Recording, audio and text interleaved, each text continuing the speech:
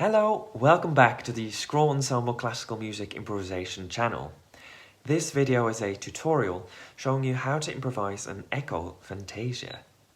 You don't need any improvisation experience for this, and also as a relative beginner on your own instrument, I think you can have fun with these ideas.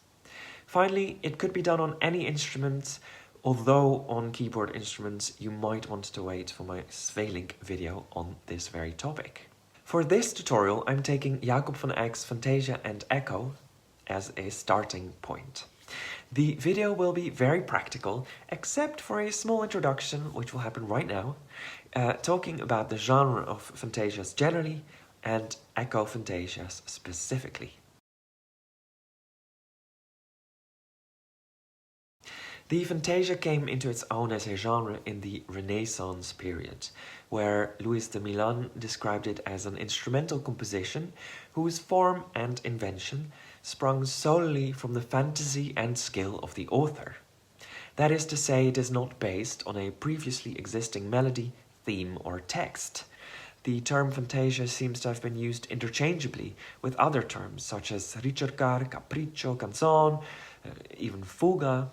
So a strict definition is probably kind of impossible. However, it seems like the two ingredients that at least should be included are the lack of text and the focus on counterpoint.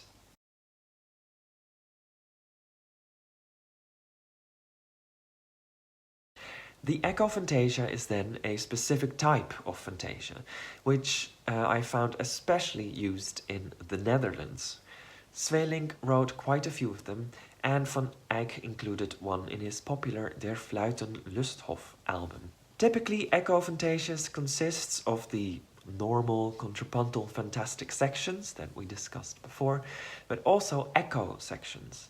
And these echo sections were probably inspired by opera, which was then an up-and-coming new form. Van Eyck's publication of solo recorder music is the biggest for any wind instrument in all time. This blind recorder player was paid by the city of Utrecht to play in the churchyard of the Janskerk to entertain the people strolling there in the evening. Most of his pieces were variation pieces, but there were a few character pieces as well, like this Echo Fantasia or his Battaglia, which you can learn to improvise in another video. Click here above.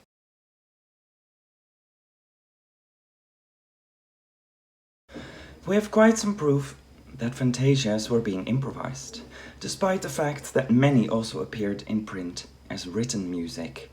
For example, the audition to become an organist at the famous San Marco in Venice included the prerequisites to improvise a fantasia on a theme taken randomly from a mass or motet.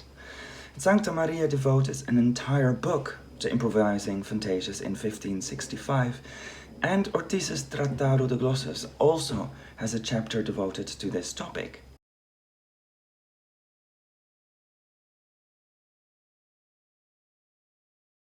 On to the practical part, we need 3 ingredients to improvise an Echo Fantasia inspired by Van Eyck.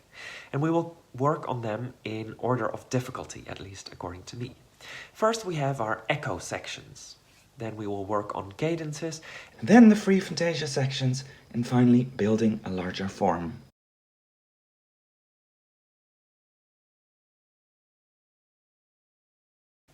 Obviously, the main point of this section is to improvise a small melody, remember it, and then play an exact copy of that melody, but softer, also known as the echo. A typical feature of the Echo Fantasia is that the echo is actually played an octave lower, probably as a result of the relative constrictions on dynamic differences on organs and recorders, so this way it will sound softer and coming from a slightly different place. Let's first just practice that with a rhythm on one note, and then imitating that exact rhythm at an octave lower. Just choose something simple for now, and make sure to choose a note that you can also play an octave lower.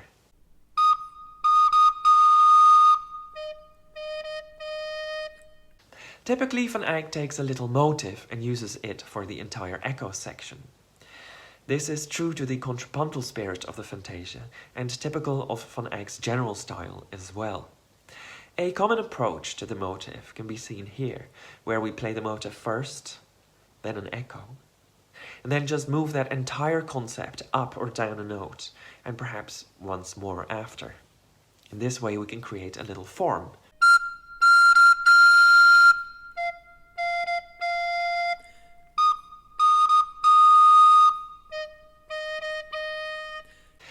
Although a one-note melody is a possibility, Van Eyck is usually more adventurous than that. He will often use a little melody contained within what's called the hexachord.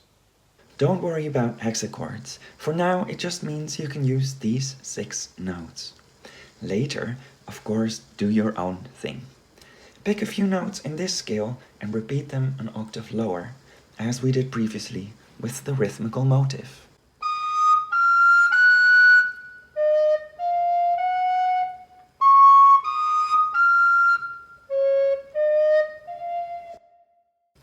Van Eyck only elaborates a little bit on this basic scalar idea, for example with a small ornament repeated throughout.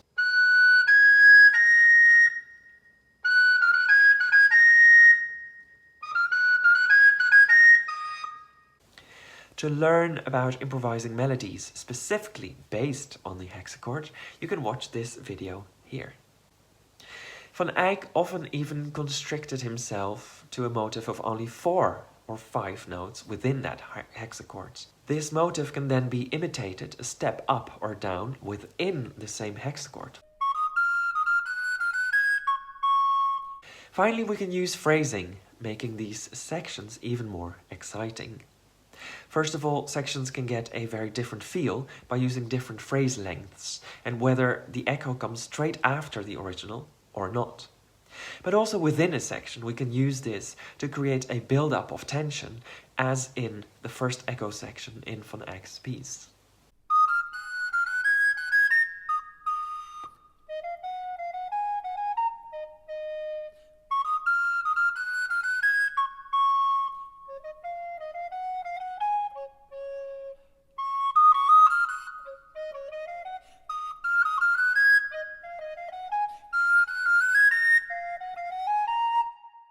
Now you can experiment with some of these sections. Here are some of the ideas Van Eyck used. I've collected them all in a PDF, also with the other types of sections, so you can really have an overview of what types of ideas Van Eyck may have used. I put that on our Patreon page, and your support there would help us a lot focus more on these videos and get more material out.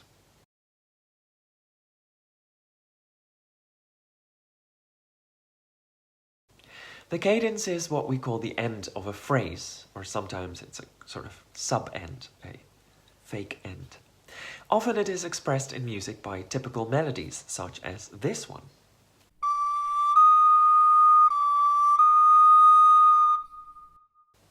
We have a lot of information about how people ornamented in the 16th and 17th centuries. Several books were published on how to do it, and they invariably all include pages filled with ideas how to ornament a cadence. The simplest one is this one, and you can just add it on to your echo section.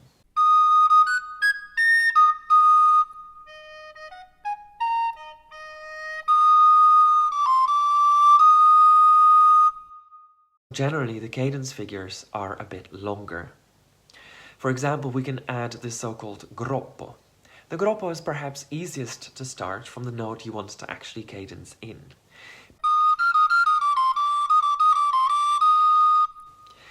In some cases, it might feel a bit weird to just jump to this groppo. Van Eyck often will play some scalar figure towards it. If that's a bewildering thought, you can use this typical scalar figure, which can be started from almost any note, and will then lead nicely to the groppo cadence.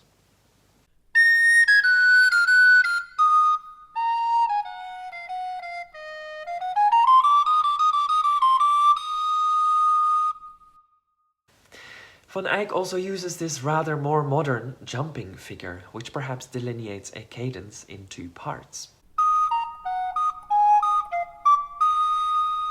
And we can use cadences on different final notes, and this gives even more variation to our fantasy. Van Eyck's Fantasias generally in D Dorian, and so we find most cadences ending in D. There are also two cadences in A, although one of them immediately cadences in D, and there's also a cadence in F.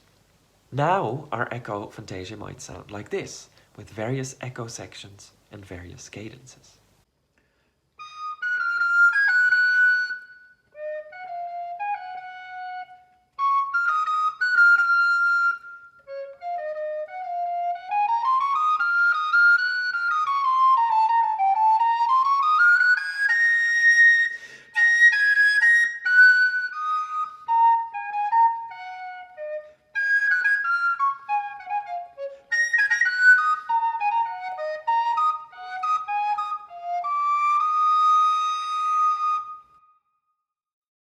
It's not actually always as easy as this to find the connection between the echoes and the cadence.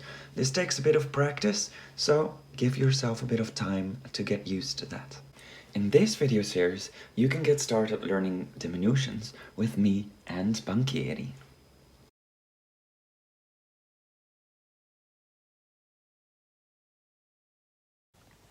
Finally, but in fact firstly, there is the Fantasia section. Mostly Echo Fantasias begin with these and only get to the echo sections a bit later. They are also used as connective tissue, using an echo motive more freely to reach a cadence or next section. We have already practiced Van Eyck's simplest approach to this, where he just takes a scale and adds an ornament on each note. In fact, when Van Eyck starts his Echo Fantasia, he only uses the simple notes of the scale. Now you can go up or down the scale and choose yourself how far you want to go. You could go until it fulfills the range of the hexachord, or perhaps you want to extend it and make it more exciting, or perhaps you want to go up and down or start in the middle.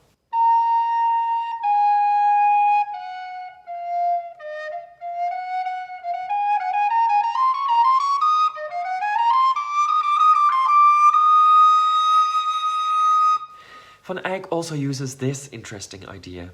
It's still more or less based on a scale going down, but also there is a triad hidden in there.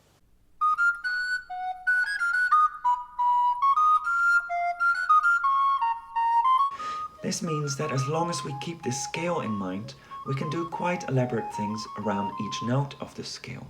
One could perhaps argue that there are two voices here answering each other, which is important because, as I said in the introduction, this section is usually contrapuntal.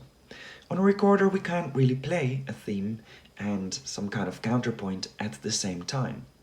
So Van Eyck's solution is simply to only play the imitation of the theme. He will typically start with a simple theme and then imitate that at the fifth, as we can see at the beginning, for example. It would be good to note, however, that he only does this at the very beginning, and there's maybe one hint of this same idea later on in the middle. Interestingly, we could now start seeing the echo sections as a type of contrapuntal imitation as well, which is perhaps something that appealed to Van Eyck in this form.